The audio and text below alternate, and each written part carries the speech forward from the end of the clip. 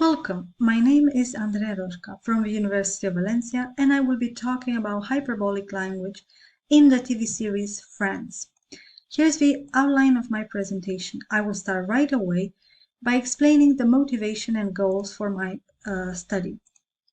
Figurative language permeates our daily lives and helps us communicate efficiently and intelligently, facilitating the visualization of the most abstract concepts and generating emotions in both the speaker and the listener. Hyperbole needs to be studied because it has received relatively little attention in comparison to more frequent figures of speech such as metaphor and metonymy. And it needs to be studied in terms of operations and cognitive models. That is why our research is framed within the field of cognitive linguistics, which is concerned with unraveling the cognitive processes involved in the production and interpretation of hyperbole. This presentation follows the theoretical framework proposed in Peña and Ruiz de Mendoza, who offer a detailed account of the cognitive mechanisms that underlie the communicative impact of hyperbole. These scholars believe that hyperbole, just like metaphor, must be viewed as a cross-domain mapping of a magnified imaginary scenario in the source domain onto the real situation in the target domain. The main aims of my study are twofold. First, to contribute a frequency-based taxonomy and discussion of hyperbole by distinguishing between inferential and constructional hyperbole, and secondly, to explore the communicative functions of hyperbole in the TV series Friends. For such purposes, we retrieved 200 hyperbolic examples from the first 2 seasons of the American TV series Friends. As for the selection criteria of the data, we followed Peña and Ruiz de Mendoza's broad classification of hyperbole, which is articulated around the notions of coding and inference. Basically, these scholars acknowledge the existence of constructional and inferential hyperbole. A constructional hyperbole is understood as a conventional, cognitively entrenched form-meaning pairing, which depicts a counterfactual scenario based on an upscaled, gradable concept. Here's an inventory of constructional hyperboles that these 2 scholars propose. We can see that they acknowledge the existence of words involving scaled-up gradable concepts, words referring to quantification, comparatives, and superlatives. From this taxonomy, we can see that the hyperbolic load is contributed by syntactic units called hyperbolic pointers or markers.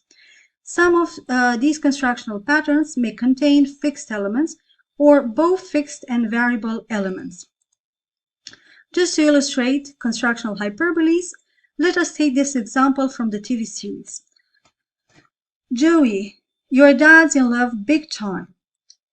The adverb big time here contributes a hyperbolic construal of the sentence. The example is uttered by Mr. Triviani in a conversation with his son Joey. Joey's father uses the hyperbolic pointer big time to emphasize the seriousness of his love for his mistress in an attempt to justify his immoral behavior, the fact that he's cheating on his wife, Joey's mother. As an example of inferential hyperbole, let us take this other example.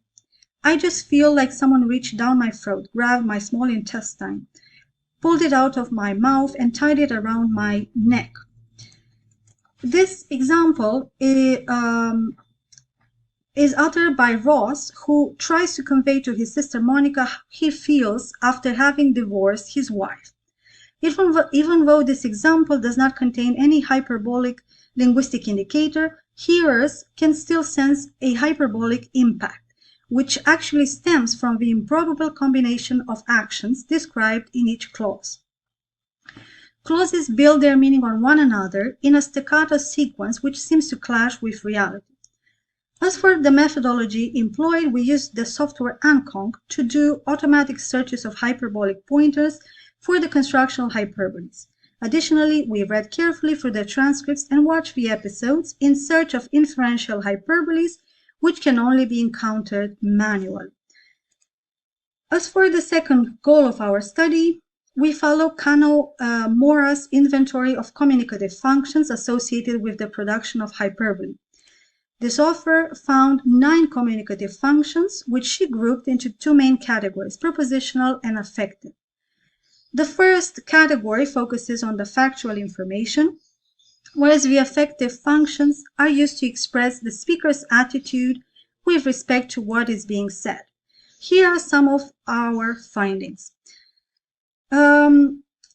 So overall, we gathered 87 instances of constructional hyperbole and 113 instances of inferential hyperbole. So inferential hyperbole is more frequent than constructional hyperbole.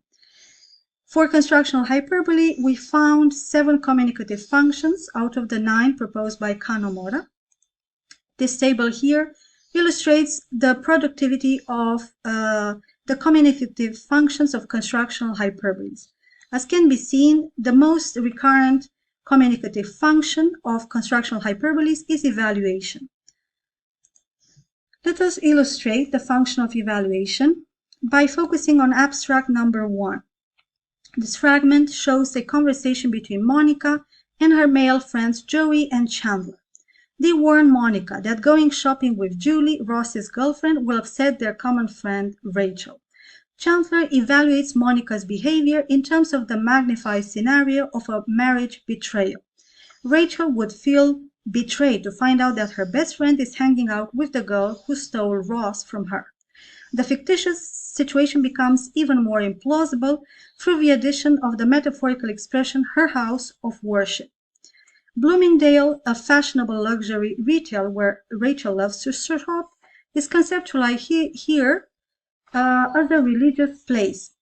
So Chandler uses the constructional hyperbole X is like Y to carry out a negative evaluative goal, namely that of condemning Monica's attitude towards Rachel. Now, about the communicative functions of inferential hyperboles, we can see in this second table that the most common function is also that of evaluation. And let us illustrate by focusing on extract number 3, in which Ross expresses a hyperbolic subjective judgment about Ross, Rachel's new boyfriend. The imaginary source domain of the inferential hyperbole describes a fictitious scenario in which Ross utters sentences at a weak interval, which is highly unlikely for a human being. This domain lends its structure to the target domain, a real situation in which Ross is actually only a slow speaker. This inferential hyperbole serves to draw Monica's attention to Ross's emotional reaction of contempt towards Rachel's current boyfriend. Now, let us summarize the main findings by reviewing the initial goals and assessing to what extent they have been met. So, if we remember, the first goal was to provide a frequency-based classification of hyperbole by following the division into inferential and constructional hyperboles.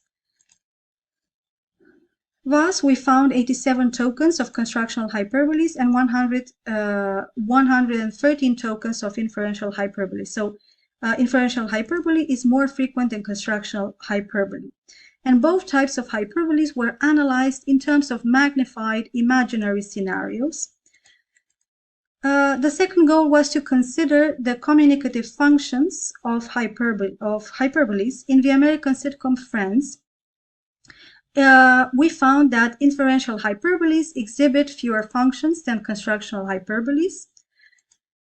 And the main similarity between the two data sets was the dominant role played by the evaluative function. This is not surprising because exaggeration is used to express a speaker's emotional reaction to a situation and to draw the hearer's attention to this attitudinal component.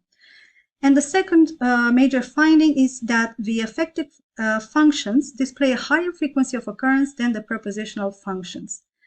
This demonstrates that hyperbole is a highly affective figure of speech which conveys the speaker's attitude or emotion towards a situation.